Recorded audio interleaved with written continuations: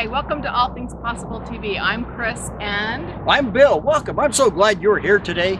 I'm glad I'm here.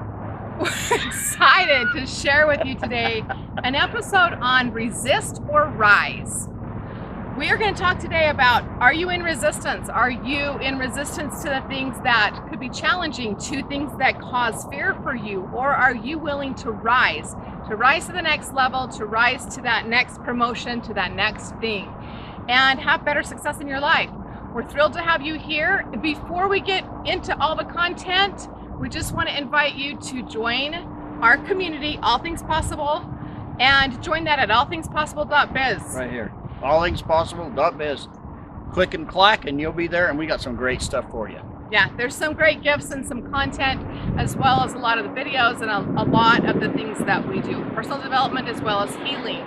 We believe that you heal from the inside out, as well as that you have better success from the inside out. And by taking on those things and getting rid of the resistance. Very good. So, join our community. Go there. I want to start out by telling you a story, and this is just something that happened the other day to me. And I thought, oh my gosh, isn't there a life lesson in that? And this is the story of the honeybee, of the confused little honeybee. I don't know what kind of a honeybee and baby it was. talking makes it so much better. But I got in my truck to leave the other day, and I'd left my windows down, middle of summer, it's hot. And I got down the road just to the end of our driveway, and I realized there was something buzzing around inside the truck. And the first thing I think, oh, hornet, I'm going to get my hat or something. I'm going to put it out of its misery so it don't put me in misery by stinging me. And when it lit, I realized it was a honeybee. And I love honeybees. I love hornets too. I just don't love them around me. But I thought, oh my goodness, if this honeybee stays in my truck and waits till I get where I'm going, you know, if because of the fear of the wind and all the noise and the movement, everything that's unusual for this honeybee, and I parked somewhere here 10, 15, 20 miles away, this honeybee will fly out, but then it's going to be lost. And a honeybee doesn't survive without its community. And so I knew that it would be death for this honeybee. And so I took my hat off my head and I started trying to, as I'm driving down the road, I'm trying to switch this honeybee, and every time. Don't text and drive, but you can get honeybees. But you out can swat. and drive. You can swat bees and drive. So I was trying to get my hat and catch it in that, or move it out, chase it out, and this honeybee kept resisting me. It's like, oh my gosh, this big monster is trying to kill me. It's captured me. It's taken me somewhere where I don't want to go, and this is bad. Now it's trying to kill me, and so it was like crawling down in the little vents. It was doing everything it could to avoid me. My intent, I knew I could see the big picture. I knew what was best for this honeybee. I knew it needed to get out of my truck. Otherwise it would die, even if, you know, just out of not being able to survive without its community. Finally, I pulled over about 2 blocks away from home. Thought if I take it much further, it may not be able to find its way back to its hive. And I worked and I worked and I worked, and it was a long time. And I'm sure that this little honeybee now is in therapy or on Prozac, because it was very stressful. The more I tried to get the honeybee out of the truck, the more it resisted me. The more it tried to run away from me. It's like, I'm not going to do what you want me to do. This is a bad situation, and I am going to run away from this situation. In the long story short, I just got mad and I swatted the honeybee. No. There's a life story for you. Of course we didn't do that. Eventually, I was able to get the little bee to fly away out the window. And it turned around and said, why'd you do that? But he does have an imagination, right? I can imagine what he was saying. It's like, boy, I thought he was going to kill me. I'm glad I escaped. But the whole time it resisted all my efforts to get it to leave the truck, because it at least felt safe there. It was a new situation, but what I was trying to introduce it to seemed a lot worse. The flying hat. And so it probably thought it was a UFO type thing. That's my story of the honeybee. And he's sticking to it. And I'm sticking to it no matter what.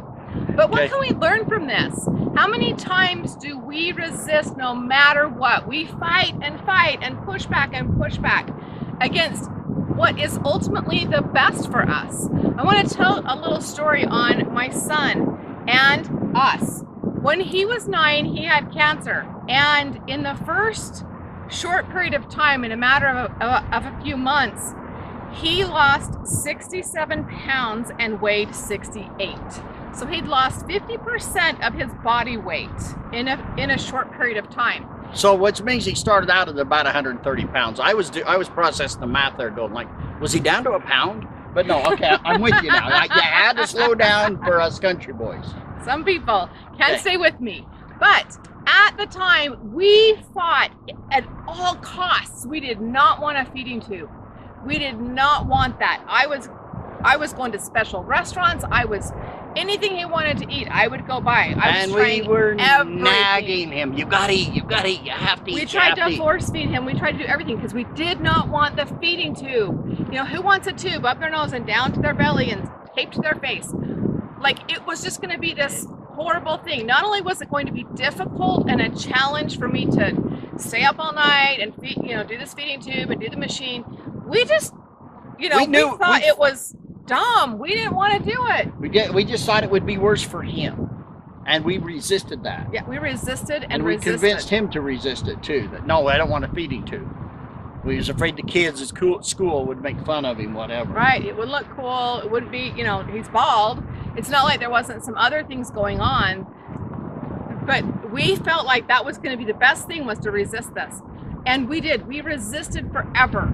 And we finally got to the point where, like, he was going to be hospitalized because he couldn't keep food down, and he couldn't do it. He had lost the battle with this. Yeah, when you got a 9-year-old kid that's lost half his body weight, that's pretty bad. It got to where if we went anywhere that was just more than a few steps, we actually had a baby stroller that he would sit back in the baby stroller. Yeah, a 2-person. So he'd sit in the back piece and put his legs up over, which were just little sticks.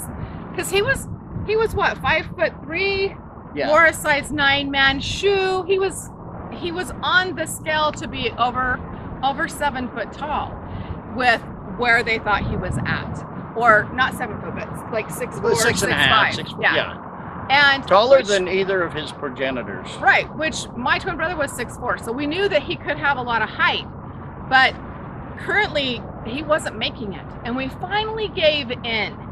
It was the best thing we ever did. It was so much peaceful. He started doing better. He started improving. He had more strength. He could stay awake. Mom and Dad weren't nagging him to eat things that tasted like barf to him.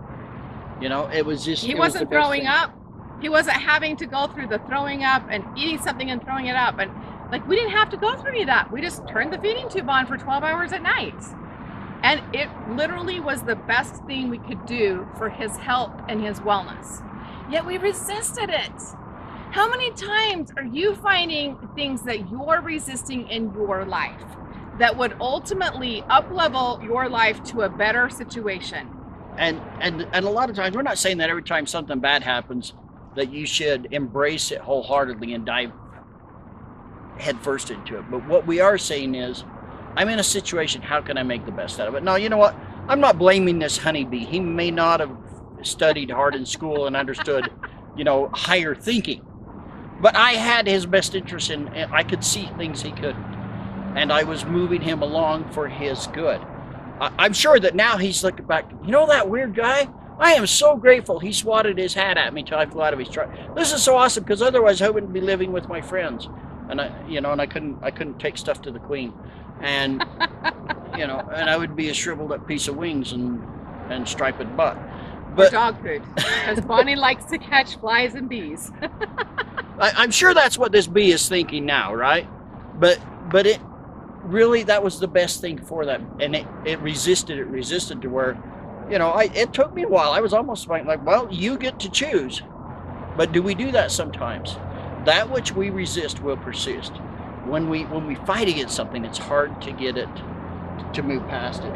And so if we find ourselves in a tough situation, cancer, whatever is going on in your life, maybe you've lost a loved one, maybe you have an illness, maybe you're struggling with depression or anxiety. Instead of being in resistance and hating everything about what you're going through, try and make something good out of it. Try and find the best parts. And instead of saying, I hate this, You know how a little kid will sit down in the grocery store aisle and refuse to move until he gets a crate Bill of still candy does bars? this. He still sits down. Not every candy bar. So only some of them make me want to do that. But do we sit down and we just refuse to move and we don't try to make the best of the situation? So that's our simple and short message, really. Well, and there's an acronym with fear. It's forget everything and run, or it's face everything and rise. So that's the resist or rise. Are you willing to face what you have going on and rise because of it? Are you going to dig your heels in, throw a tantrum, try and get everybody's sympathy and stay stuck where you are? Or are you going to embrace it and rise through it, regardless of how nasty it might be at the time? I teach a whole piece on discover the gifts in your garbage, and right now it's the #1 thing that's requested when I'm speaking for audiences. And it's about finding the gift in the garbage. We all have challenges, we all have issues, we all have things that we're getting over, whether it's health or loss of a loved one or a challenge at work or a challenging child. There's all kinds of things that become our challenges. When we can find the gift and we can learn the lesson, we move forward faster. And we have a better life because of it. We learn from the experience and we gain and we grow. So resist or rise, it's your choice. You're at choice to decide what you want to do with it. Trust yourself, trust your instincts, and have success. And face that fear. Face that fear. And rise above it. So thanks for being with us. We love having you as part of our community. Again, if you haven't joined the community, right here on the screen, allthingspossible.biz. There's gifts there for you, and there's all kinds of information. Thanks for being part of our world. We love having you here with us, and we'll see you next time.